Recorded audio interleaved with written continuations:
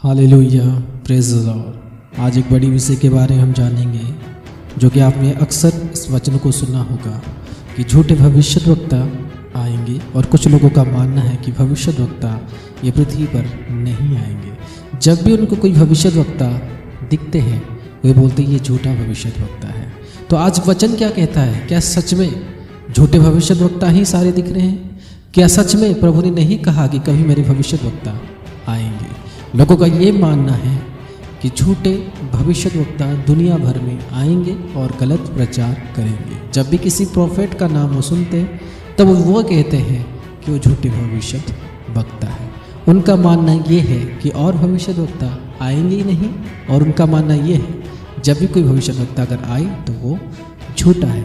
आज हम डीपली इस बात को जानेंगे कि परमेश्वर का वचन क्या कहता है। तो अच्छी जानकारी जानने के लिए हमारे चैनल को इस तरह सब्सक्राइब करें, ताकि अगले जो भी बात हो आप तक पहुंच सके। आइए बाइबल से उन वचनों को पढ़ेंगे। सबसे पहले मैं उन दो वचन को पढ़ूंगा जो कलीसिया कहते हैं कि झूठे भविष्यद्वक्ता आएंगे और भविष्यद्वक्ता आएंगे नहीं। उन दो वचनों को आपके सामने। लूका 16 और उसका 16वां वचन, व्यवस्था और भविष्यद्वक्ता यूहन्ना तक रहे। मत्ती अध्याय 24 उसका वचन नंबर 11।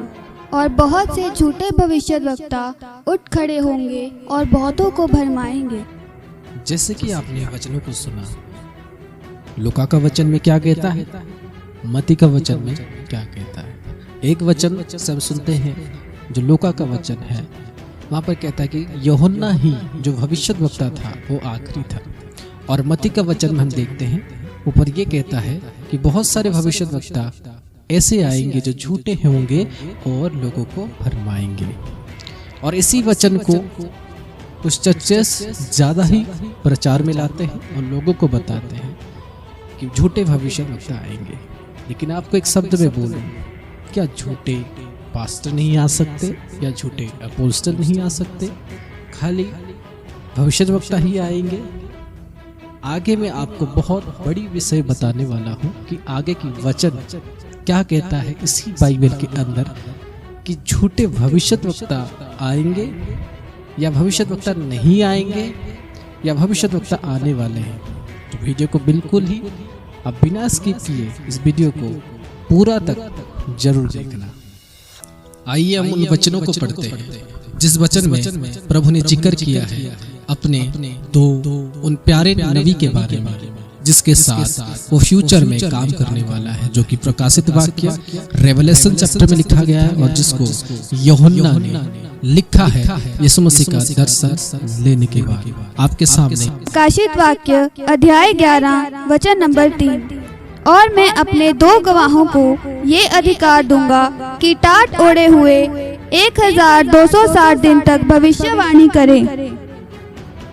6th वर्ष, इन्हें अधिकार है कि आकाश को बंद करें कि उनकी भविष्यवाणी के दिनों में मेघ न बरसे, और उन्हें सब पानी पर अधिकार है कि उसे लहू बनाएं, और जब जब चाहें तब तब पृथ्वी पर हर प्रकार की विपत्ति लाएं। वचन नंबर 10। और पृथ्वी के रहने वाले उनके मरने से आनंदित और मगन होंगे और एक दूसरे से के पास भेंट भेजेंगे, क्योंकि इन दोनों भविष्यद्वक्ताओं ने पृथ्वी के रहने वालों को सताया था। हालेलुया।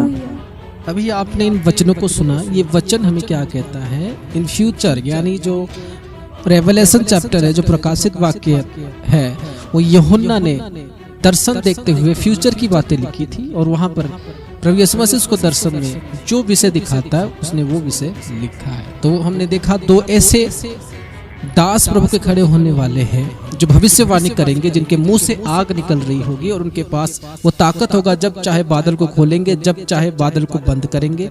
और उसके बाद कहता है कि धरती के लोग आनंद करेंगे जब वो मर जाएंगे। और यहाँ पर आप सोचोगे कि ये तो दास लिखा गया है, या तो आप सोचोगे ये तो सेवक लिखा गया है, आप सोचोगे कि यहाँ पर तो लिखा गया है कि मैं अपने गवाहों को अधिकार दूंगा। लेकिन अगर 10वां वचन आप पढ़ोगे, वहां पर लिखा है कि इन दोनों ने सब लोगों को, धरती के लोगों को तंग करके रखा था। इन दोनों नबियों ने, कौन थे इन दोनों नबियों ने लोगों को तंग करके रखा था। इसका मतलब है कि ये प्रोफेट थे जो आएंगे और प्रोफेट है जो आएंगे। तो अगर आप ये विश्वास करते हो कि एंटी क्राइस्ट आने वाला है, बहुत सारे लोग ये वचन को बोलते हैं कि जल्दी अपने मन को फिराओ कि परमेश्वर का राज्य जल्दी आने वाला है, लेकिन वचन कहता है परमेश्वर के राज्य से 1000 साल पहले वो 2 नबियों की भी एंटर होगी, वो आएंगे वो नबी। अगर आप इस बात को टाल नहीं सकते कि प्रभु का आगमन देर नहीं है, जल्दी है, तो वो नबी भी आपके जीवन पर कभी भी आ सकते हैं।